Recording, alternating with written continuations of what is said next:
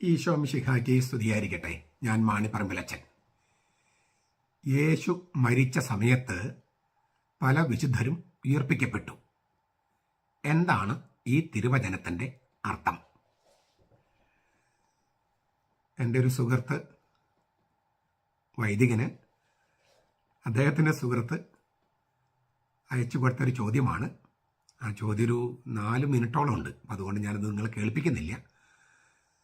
മത്തായിയുടെ സുവിശേഷം 27-ാമത്തെ അധ്യായം 50 മുതൽ 53 വരെയുള്ള തിരുവചനങ്ങൾ ആസ്പദമാക്കിയാണ് അദ്ദേഹത്തിൻ്റെ സംശയം. അദ്ദേഹത്തിൻ്റെ സംശയം ഞാൻ ചെറുതായിട്ട് പറയാം. അതിനു മുമ്പ് ആ തിരുവചനം നമുക്കൊന്ന് കേൾക്കാം. മത്തായിയുടെ സുവിശേഷം 27, 50, 53. യേശു പിന്നെയും ഉറക്കെ നിലവിളിച്ച് പ്രാണൻ വെടിഞ്ഞു. അപ്പോൾ ദേവാലയത്തിലെ തിരശ്ശീല മുകൾ മുതൽ താഴെ വരെ 2ആയി ചിന്തിപ്പോയി. ഭൂമി കുലുങ്ങി, പാറകൾ പിളർന്നു, കല്ലറകൾ തുറക്കപ്പെട്ടു. നിദ്ര പ്രാപിച്ച വിശുദ്ധന്മാരുടെ ശരീരങ്ങൾ പലതും ഉയർപ്പിക്കപ്പെട്ടു. അവൻ്റെ പുനരുത്ഥാനത്തിന് ശേഷം കല്ലറകളിൽ നിന്ന് പുറത്തു വന്ന് വിശുദ്ധ നഗരത്തിൽ ചെന്ന് പലർക്കും പ്രത്യക്ഷപ്പെട്ടു. അദ്ദേഹത്തിൻ്റെ ചോദ്യങ്ങൾ ഇതൊക്കെയാണ്. എന്തിനാണ് ഈ സംഭവം നടന്നത്? യേശുവിൻ്റെ മരണസമയത്ത് നടന്ന പല സംഭവങ്ങൾ, അതിൽ പല സംഭവങ്ങളും ഇവിടെ പറഞ്ഞിട്ടുണ്ട്. അപ്പം എന്തിനാണ് ഈ സംഭവങ്ങൾ നടന്നത്? 2, എന്താണ് ഇത് നമുക്ക് തരുന്ന സന്ദേശം, ഇന്ന് നമുക്ക് തരുന്ന സന്ദേശം? 3, പ്രത്യക്ഷപ്പെട്ടതിന് ശേഷം എന്തായിരിക്കാം ഈ അവർ പറഞ്ഞത്? ഈ അവർക്ക് പ്രത്യക്ഷപ്പെട്ടുവോ അവരോട് എന്താണ് പറഞ്ഞത്? ഇത് സഭയിൽ ഇങ്ങനത്തെ വല്ല രേഖകളുണ്ടോ? വിശുദ്ധ പാരമ്പര്യത്തിൽ ഉണ്ടോ? പിന്നെ സവിശേഷമായിട്ട് അവർ ഉയർപ്പിക്കപ്പെട്ടെങ്കിലും ശവകുടീരത്തിന് പുറത്തു വരുന്നത് യേശുവിൻ്റെ പുനരുത്ഥാനത്തിന് ശേഷമാണ്. അത് യേശുവിൻ്റെ മരണസമയത്ത് ഉയർപ്പിക്കപ്പെടുന്നു, എന്നാൽ പുറത്തു വരുന്നത് യേശുവിൻ്റെ പുനരുത്ഥാനത്തിന് ശേഷമാണ്. അപ്പോൾ ഈ സമയത്ത്, അതായത് വെള്ളിയാഴ്ച ഉച്ച കഴിഞ്ഞ് 3 മണി മുതൽ ഞായറാഴ്ച പുലർച്ചെ വരെ അവർ എന്ത് ചെയ്യുകയായിരുന്നു? യേശു പാതാളത്തിലേക്ക് പോയതായി തിരുവചനം പഠിപ്പിക്കുന്നുണ്ട്. അതാണോ ഇത്? ആരാണ് ഈ വിശുദ്ധർ? ആർക്കാണ് പ്രത്യക്ഷപ്പെട്ടത്? എന്താണ് അവർ പറഞ്ഞിരിക്കുക? ഇതൊക്കെയാണ് ചോദ്യങ്ങൾ. ഉത്തരം: യേശുവിൻ്റെ മരണത്തിൻ്റെ ഫലമായി മനുഷ്യവംശത്തിന് സംഭവിക്കുന്നത് എന്തെന്ന് വ്യക്തമായിട്ട് പഠിപ്പിക്കുകയാണ്. യേശുവിൻ്റെ മരണത്തിൻ്റെ ഫലമായി മനുഷ്യവംശത്തിന് എന്ത് സംഭവിക്കുന്നു? തീർച്ചയായിട്ടും ഗ്രഹിക്കാനും വ്യാഖ്യാനിക്കാനും പ്രയാസമുള്ള വചനമാണിത്. ഒന്നാമത്, മത്തായി മാത്രമേ ഇത് രേഖപ്പെടുത്തിയിട്ടുള്ളൂ.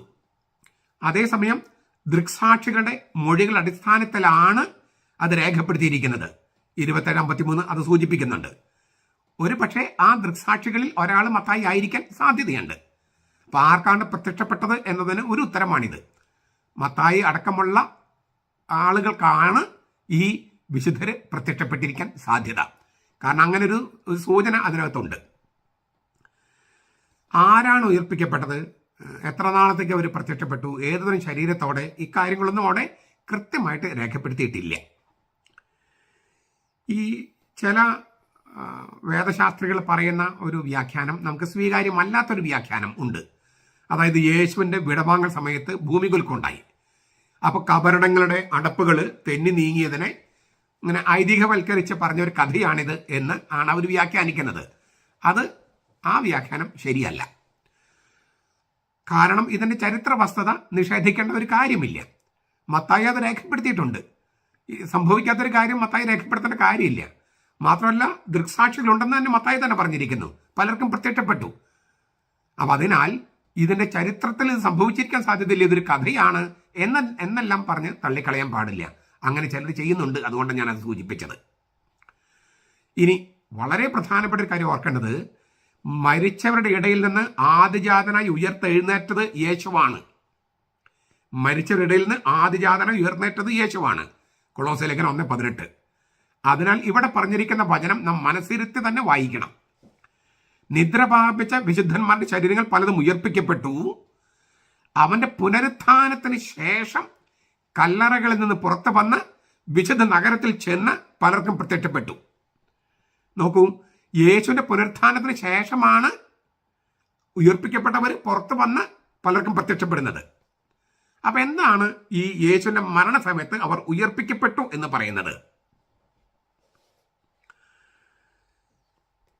വിശുദ്ധ പത്രോസ് നമ്മളോട് ഇങ്ങനെ അറിയിക്കുന്നു. വിശുദ്ധ പത്രോസ് ജഡത്തിൽ മരണശിക്ഷ ഏൽക്കുകയും, യേശു ജഡത്തിൽ മരണശിക്ഷ ഏൽക്കുകയും എന്നാൽ ആത്മാവിൽ ജീവിപ്പിക്കപ്പെടുകയും ചെയ്തു. 1 പത്രോസ് 3:18. അവൻ ചെന്ന് തടവിലുള്ള ആത്മാക്കളോട് പ്രസംഗിച്ചു. 1 പത്രോസ് 3:19. കാരണം മരിച്ചവരോടും സുവിശേഷം പ്രസംഗിക്കണമായിരുന്നു. 1 പത്രോസ് 4:6. അപ്പൊ യേശു മരിച്ചു. ആ സമയത്ത് അവൻ മരിച്ചവരുടെ താവളത്തിലേക്ക് പോകുന്നു, മരിച്ചവരോടും സുവിശേഷം പ്രസംഗിക്കുന്നു.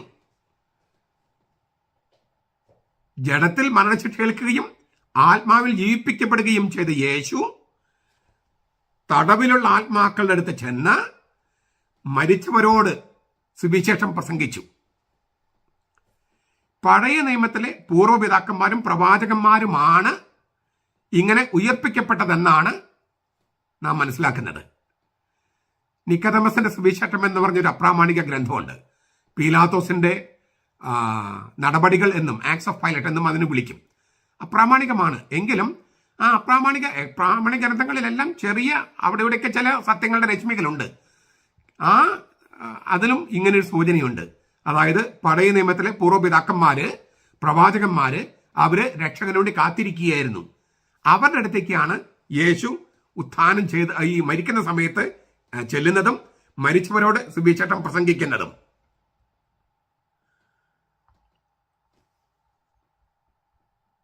അങ്ങനെയെങ്കിൽ ഈ കത്തോലിക്ക സഭയുടെ ഒരു പ്രബോധനം നമുക്ക് മനസ്സിലാക്കാൻ കുറച്ച് എളുപ്പമുണ്ട്. കത്തോലിക്ക സഭയുടെ മതബോധനം 633. കർത്താവായ ക്രിസ്തു നരകത്തിലേക്ക് ഇറങ്ങിയപ്പോൾ വിടുതൽ നൽകിയത് അബ്രഹാമിന്റെ മടിയിലിരുന്ന് തങ്ങൾ രക്ഷകനെ നോക്കിപ്പാർത്തിരുന്ന വിശുദ്ധാത്മാക്കളെയാണ്. അപ്പൊ യേശു മരിച്ചപ്പോൾ എന്താണ് സംഭവിച്ചത്? തന്റെ ദൈവിക ആളിനോട് ഐക്യത പ്രാപിച്ചിരുന്ന തന്റെ മാനുഷിക ആത്മാവിൽ ക്രിസ്തു മരിച്ചവരുടെ മേഖലയിലേക്ക് പോയി തനിക്ക് മുമ്പേ പോയവർക്ക് വേണ്ടി സ്വർഗത്തിന്റെ കവാടം തുറന്നു കൊടുക്കുകയാണ്. കത്തോലിക്ക സഭയുടെ മതബോധനം 637. അവരോട് കൂടിയാണ് യേശു കബറിടത്തിൽ നിന്ന് പുറത്തു വരുന്നത്, ഉയർപ്പിക്കപ്പെട്ട് സ്വർഗത്തിലേക്ക് ഇല്ലേ പോകുന്നത്. ഇതിനെല്ലാം ലിറ്റർജിയിൽ വളരെ മനോഹരമായിട്ട് ആവിഷ്കരിക്കുന്നുണ്ട് സീറോ മലബാർ സഭയിൽ. ഈ സീറോ മലബാർ സഭയിൽ ആദ്യത്തെ വിരി തുറക്കല് നടക്കുമ്പോൾ സർവാധിപനം കർത്താവ് എന്നൊരു പാട്ട് പാടുന്നുണ്ട്. അത് യേശു ഇങ്ങനെ മരിച്ചവരുടെ താവളത്തിലേക്ക് ഇറങ്ങിയപ്പോൾ അബ്രഹാമിന്റെയും മറ്റു നേതൃത്വത്തില് അവര് യേശുവിനെ സ്തുതിച്ചുകൊണ്ട് പാടിയ പാട്ടാണ് എന്നാണ് സങ്കല്പം. അപ്പോൾ സ്വർഗത്തിന്റെ വിരി തുറക്കപ്പെടുന്നു. അതിനു മുൻപ് ഈ സർവാധിപനം കർത്താവ് എന്നുള്ള പാട്ട് പാടി അവർ കർത്താവിനെ സ്തുതിക്കുന്നു എന്നൊരു ഒരു ഒരു ഒരു സങ്കല്പം വെച്ചിട്ടാണ് ആ മനോഹരമായി ലിറ്റർജി ആവിഷ്കരിക്കുന്നത്. ബെനഡിക്ട് 16 മാർപ്പാപ്പ ഇതേക്കുറിച്ചൊരു മനോഹരമായ വ്യാഖ്യാനം നൽകിയിട്ടുണ്ട്. ക്രിസ്തുധർമ്മ പ്രവേശിക എന്ന പുസ്തകത്തില് ആളൊരു ബിബ്ലി അക്കാദമിയിൽ ആ പുസ്തകം കിട്ടും. ഞാനത് മലയാളത്തിൽ തർജ്ജമ ചെയ്തിട്ടുണ്ട്. ക്രിസ്തുധർമ്മ പ്രവേശിക, ഇൻട്രൊഡക്ഷൻ ടു ക്രിസ്ത്യാനിറ്റി. അതിന്റെ 389 മുതൽ 391 വരെയുള്ള പുറങ്ങളിൽ ഇത് പറഞ്ഞിട്ടുണ്ട്. ഞാൻ അതിന്റെ രത്നച്ചുരുക്കം വായിക്കാം. സ്നേഹത്തിന് കടന്നു ചെല്ലാൻ കഴിയാത്ത സമ്പൂർണമായ ഏകാന്തതയുണ്ട്. ആരുടെയും ശബ്ദമെത്താത്ത ഒരു രാത്രി നിലനിൽക്കുന്നുണ്ട്. നമുക്ക് തനിയെ മാത്രം കടക്കാവുന്ന ഒരു വാതിലുണ്ട്, മരണത്തിന്റെ കവാടം. ഈ ഏകാന്തതയുടെ ഉത്കട ഭീതിയാണ് ലോകത്തിലെ സകല ഭയങ്ങൾക്കും കാരണം. ഇക്കാരണത്താൽ പഴയ നിയമത്തിൽ മരണത്തിനും നരകത്തിനും ഒറ്റ വാക്കേയുള്ളൂ, ഷിയോൾ. ഗ്രീക്കില് ഹാദസ്, ഇംഗ്ലീഷിൽ ഹെയ്ഡ്സ് എന്ന് പറയും. മരണമെന്നും നരകമെന്നും അർത്ഥങ്ങളുണ്ട് ഇതിന്. അടിസ്ഥാനപരമായി രണ്ടും ഒന്ന് തന്നെ. അനന്തമായ ഏകാന്തതയാണ് മരണം. സ്നേഹത്തിന് പ്രവേശിക്കാൻ പറ്റാത്ത ഏകാന്തതയാണ് നരകം. ഞാൻ ആ വാക്കുകളൊന്ന് ആവർത്തിക്കുക. അനന്തമായ ഏകാന്തതയാണ് മരണം. സ്നേഹത്തിന് പ്രവേശിക്കാൻ പറ്റാത്ത ഏകാന്തതയാണ് നരകം. യേശു നരകത്തിലേക്ക് ഇറങ്ങി മരണത്തിലേക്ക് ഇറങ്ങി. നമ്മുടെ അവസാന ഏകാന്തതയിലൂടെ യേശു കടന്നുപോയി. ഉപേക്ഷിക്കപ്പെട്ട നമ്മുടെ അവസ്ഥയുടെ അത്യഗാധതയിലേക്ക് തന്റെ പീഡാനുഭവത്തിലൂടെ മരണത്തിലൂടെ യേശു കടന്നുപോയി. ഒരു ശബ്ദവും പ്രവേശിക്കാത്ത ഇടത്തില് ഇതാ അവൻ. അങ്ങനെ നരകത്തെ അവൻ കീഴ്പ്പെടുത്തുകയാണ്. കുറച്ചുകൂടി കൃത്യമായി പറഞ്ഞാൽ, മുൻപ് നരകമായിരുന്ന മരണത്തെ അവൻ കീഴടക്കി. ഇനി മരണം നരകമല്ല. മരണം ഇനി മുമ്പത്തെ പോലെയല്ല. മരണത്തിന്റെ നടുക്ക് ഇപ്പോൾ ജീവനുണ്ട്. മരണത്തിന്റെ നടുക്ക് ഇപ്പോൾ ജീവനുണ്ട്. കാരണം അതിനുള്ളിൽ സ്നേഹം വസിക്കുന്നു. ഇനി മുതൽ മനഃപൂർവമായ സ്വയം വലയതവസ്ഥയാണ് സെൽഫ് എൻക്ലോഷർ. അത് മാത്രമാണ്, അതായത് സ്വയം അടച്ചുകെട്ടുന്ന അവസ്ഥ മാത്രമാണ് നരകം. ബൈബിൾ അതിനെ രണ്ടാമത്തെ മരണം എന്ന് വിളിക്കുന്നു. വെളിപാടിന്റെ പുസ്തകം 20:14. മരണം തണുത്തു വിറങ്ങലിച്ച ഏകാന്തതയിലേക്കുള്ള പാതയല്ല. യേശു അതിലേക്ക് ഇറങ്ങിയതോടെ ഇനി അത് നമ്മൾ മുമ്പ് വിചാരിച്ചിരുന്ന പോലെ തണുത്തു വിറങ്ങലിച്ച ഏകാന്തതയിലേക്കുള്ള പാതയല്ല. കാരണം ഷിയോളിന്റെ, മരണത്തിന്റെ കവാടങ്ങൾ തുറക്കപ്പെട്ടിരിക്കുന്നു. മരിച്ചവരിലേക്ക് മാർഗമുണ്ടാക്കുക എന്നും മരണത്തിന്റെ കവാടം തുറക്കുക എന്നും കേൾക്കുമ്പോൾ നാം പുരാണോ മിത്തോളജിയോ മിത്തോ ഒന്നും അല്ല ചിന്തിക്കുന്നത്. വിശ്വാസ പ്രമാണമാണ്. യേശു നരകത്തിലേക്ക് ഇറങ്ങി, യേശു മരണത്തിലേക്ക് ഇറങ്ങി, കബറിടത്തിലേക്ക് ഇറങ്ങി. മത്തായിയുടെ സുവിശേഷത്തിൽ കാണുന്നതും പ്രത്യക്ഷത്തിൽ മിത്തിക്കൽ ഗണ്ഡികെന്ന് തോന്നിക്കുന്നതുമായ ആ രംഗത്തിന്റെ അർത്ഥപൊരുളുകൾ നമുക്കിപ്പോൾ സുഗ്രാഹ്യമാകുന്നു. യേശുവിന്റെ മരണത്തിന്റെ മണിക്കൂറിൽ സംഭവിച്ചത് ഇതാണ്. നിദ്ര പ്രാപിച്ചിരുന്ന പല വിശുദ്ധരുടെയും ശവകുടീരങ്ങൾ തുറക്കപ്പെട്ടു. അവർ ശരീരങ്ങൾ ഉയർപ്പിക്കപ്പെട്ടു. മരണത്തിനുള്ളിൽ ജീവനും സ്നേഹവും വസിക്കുന്നതിനാൽ മരണ കവാടങ്ങൾ തുറക്കപ്പെട്ട് കിടക്കുന്നു. ഉത്തരം കിട്ടിയെന്ന് ഞാൻ വിചാരിക്കുന്നു. ഞാൻ ഒന്നുകൂടി പറയാം. മരണത്തിനുള്ളിൽ ജീവനും സ്നേഹവും വസിക്കുന്നതിനാൽ മരണ കവാടങ്ങൾ തുറക്കപ്പെട്ട് കിടക്കുന്നു. അപ്പൊ യേശു മരിച്ചവരുടെ താവളത്തിലേക്ക് ഇറങ്ങുമ്പോൾ തന്നെ കാത്തിരുന്ന ആ വിശുദ്ധന്മാർ ഉയർപ്പിക്കപ്പെട്ടു. അവരുടെ സുവിശേഷം പ്രസംഗിക്കുമ്പോൾ ആ സുവിശേഷ പ്രഘോഷണത്തിലൂടെയാണ് അവർ ഉയർപ്പിക്കപ്പെടുന്നത്. അതാണ് ആ ഉയർപ്പിക്കപ്പെടൽ എന്ന് പറയുന്നത്. അതാണ് യേശു നരകത്തില് മരണത്തില് ആയിരിക്കുന്ന സമയത്ത് അവിടെ ഈ കർത്താവിന് കാത്തിരിക്കുന്നവരുണ്ട്. നിത്യമായ ശിക്ഷയ്ക്ക് വിധിക്കപ്പെട്ടവർ വേറെ, കാത്തിരിക്കുന്നവരുണ്ട്. ഈ കാത്തിരിക്കുന്നവര് അവര് കർത്താവിന് സുവിശേഷ പ്രഘോഷണത്താൽ ഉയർപ്പിക്കപ്പെടുകയാണ്. അതാണ് കാണിച്ചിരിക്കുന്നത്. യേശു മരണത്തിലേക്ക് ഇറങ്ങി, നരകത്തിലേക്ക് ഇറങ്ങി, നമ്മുടെ അവിടെ ഏറ്റവും അവസാനത്തെ ഏകാന്തതയിലേക്ക് ഇറങ്ങി. അവിടെ ജീവനും സ്നേഹവും അവനവിടെ വെച്ചു. അതിനാൽ ഈ തന്നെ കാത്തിരിക്കുന്ന വിശുദ്ധന്മാര്, ഞാൻ പറഞ്ഞു കഴിഞ്ഞ പഴയ നിയമത്തിലെ പൂർവ്വപിതാക്കന്മാരും പ്രവാചകന്മാരും വിശുദ്ധന്മാരെ ജീവിച്ചവര്, അവര് കർത്താവിന് സുവിശേഷ പ്രഘോഷണത്താൽ ഉയർപ്പിക്കപ്പെട്ടു. അവരോടുകൂടെയാണ് യേശു ഈ കബറിടത്തിൽ നിന്നും പുറത്തു വരുന്നത്. അതുകൊണ്ടാണ് അവർക്ക് യേശുവിന്റെ പുനരുത്ഥാനത്തിന് ശേഷമേ പ്രത്യക്ഷപ്പെടാൻ കഴിയൂ. യേശു നരകത്തിലേക്ക് ഇറങ്ങിയപ്പോൾ, അവരുടെ സുവിശേഷം പ്രഘോഷിക്കാൻ വേണ്ടി ഇറങ്ങിയപ്പോൾ അവര് സുവിശേഷ പ്രഘോഷണം കേട്ട് ഉയർപ്പിക്കപ്പെട്ടു. അവരോടുകൂടിയാണ് യേശു ഉത്ഥാനം ചെയ്യുന്നത്. നീ എന്നോടുകൂടെ പരദീസയിലായിരിക്കുമെന്ന് നല്ല കള്ളനോട് പറഞ്ഞു, ഇല്ലേ? നീ ഇന്ന് പരദീസയിലായിരിക്കും. അവനും കുട്ടിയാണല്ലോ പോയത് പരദീസയിലേക്ക്. അവരുടെ കൂട്ടത്തിൽ ഈ വിശുദ്ധന്മാരും ഉണ്ടായിരുന്നു എന്നാണ് ഈ തിരുവചനം പറയുന്നത്. അവര് പ്രത്യക്ഷപ്പെട്ടു. എങ്ങനെ പ്രത്യക്ഷപ്പെട്ടു? അതിന്റെ വിശദാംശങ്ങൾ നമുക്കറിയില്ല. എന്താണ് പറഞ്ഞതെന്നുള്ള കാര്യം അത് പ്രസക്തമേ അല്ല. കാരണം എന്താണ്? യേശുവിന്റെ മരണവും ഉത്ഥാനവും വഴി മനുഷ്യവംശത്തിന് മുഴുവൻ പുതിയ ജനസിലുള്ള ജീവൻ കിട്ടിയിരിക്കുന്നു. തിരുവുത്ഥാനത്തിന്റെ അതായത് മരണത്തിന്റെ കവാടം തുറന്ന് തിരുവുത്ഥാനത്തേക്ക് പ്രവേശിക്കാനുള്ള ആ സാധ്യത സൃഷ്ടിക്കപ്പെട്ടിരിക്കുന്നു. അവർ ഉയർപ്പിക്കപ്പെട്ടു കഴിഞ്ഞു. അവര് പ്രത്യക്ഷപ്പെടുമ്പോൾ തന്നെ അതന്യ സന്ദേശം. എന്താണ് സന്ദേശം? ഞങ്ങൾ ഉയർപ്പിക്കപ്പെട്ടു. അതായത് യേശു ഞങ്ങൾ ഉയർപ്പിച്ചു. അതാണ് സന്ദേശം. അപ്പൊ യേശുവിന്റെ മരണത്തോടെയും ഉത്ഥാനത്തോടെയും എന്താണ് മനുഷ്യർക്ക് സംഭവിക്കുന്നത്, വിശുദ്ധരായി ജീവിക്കുന്നവർക്ക് സംഭവിക്കുക എന്താണെന്ന് വ്യക്തമായി വെളിപ്പെടുത്തുകയാണ് ഈ സംഭവം. അതുകൊണ്ട് ഇത് പുരാണോ ഐതിഹ്യമോ ഒന്നുമല്ല, സത്യമായ സംഗതിയാണ്. മാത്രമല്ല, നമ്മുടെ ഇടയിൽ ചിലർ പഠിപ്പിക്കുന്നത് പോലെ അന്തിമ വിധി വരെ നിദ്ര പ്രാപിച്ചവർക്ക് ഉറങ്ങാണ് എന്ന് പറഞ്ഞ് പഠിപ്പിക്കുന്നുണ്ടല്ലോ. അതുകൊണ്ട് ഈ മരിച്ചവർക്ക് വേണ്ടി പ്രാർത്ഥിക്കേണ്ട കാര്യമില്ല, വിശുദ്ധർക്കൊന്നും മധ്യസ്ഥ ശക്തിയില്ല, അവരൊക്കെ ഈ ലോകാവസാനം വരെ ഉറക്കാണ്, നിദ്രയാണ് എന്ന് പറയുന്ന സംഗതികളൊന്നും തന്നെ സത്യമല്ലെന്ന് കൂടി തെളിയിക്കുകയാണ് ഈ തിരുവചനം. ഞാൻ പറഞ്ഞു, ഗ്രഹിക്കാൻ പ്രയാസമുള്ള സംഗതിയാണ്, വ്യാഖ്യാനിക്കാൻ പ്രയാസമുണ്ട്. പക്ഷെ ഒരു കാര്യം എനിക്ക് തോന്നുന്നു അത്ര വലിയ ബുദ്ധിമുട്ടുള്ള സംഗതിയല്ല. എന്താണ്? യേശു മരിച്ചവരുടെ താവളത്തിലേക്ക് ഇറങ്ങി, അതിനെയാണ് പാതാളത്തിലേക്ക് ഇറങ്ങി നരകത്തിലേക്ക് എന്ന് പറയുന്നതിന്റെ ഒന്നാമത്തെ അർത്ഥം. മറ്റു അർത്ഥങ്ങളൊക്കെ ഞാൻ മുമ്പ് വീഡിയോസിൽ പറഞ്ഞിട്ടുണ്ട്. എന്നിട്ട് മരിച്ചവരോട് സുവിശേഷം പ്രസംഗിച്ചു.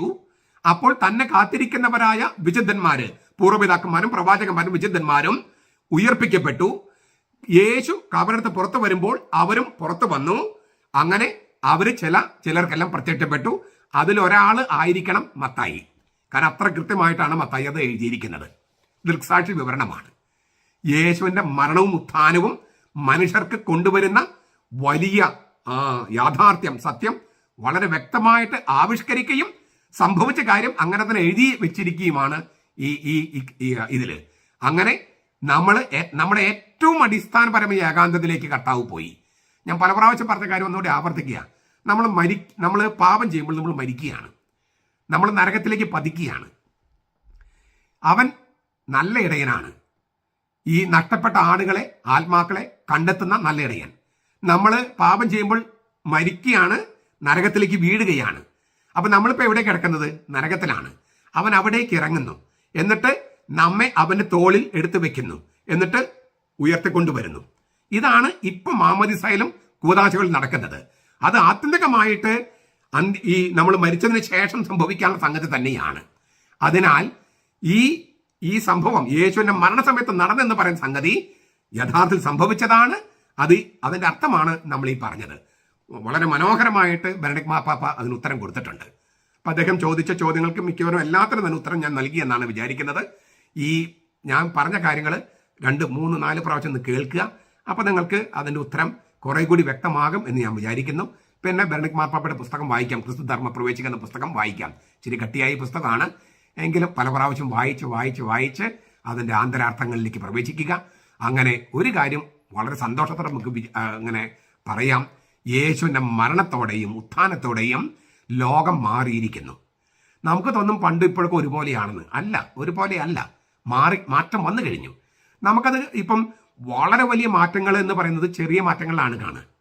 ഇപ്പം നമ്മുടെ ജനനം തന്നെ നോക്കുക, ഒരു ഏക കോശം, ഒരു 46 ക്രോമസോമുള്ള, നമുക്കത് കാണാൻ പറ്റുമോ? നഗ്നനേത്രം കൊണ്ട് കാണാൻ പറ്റുമോ?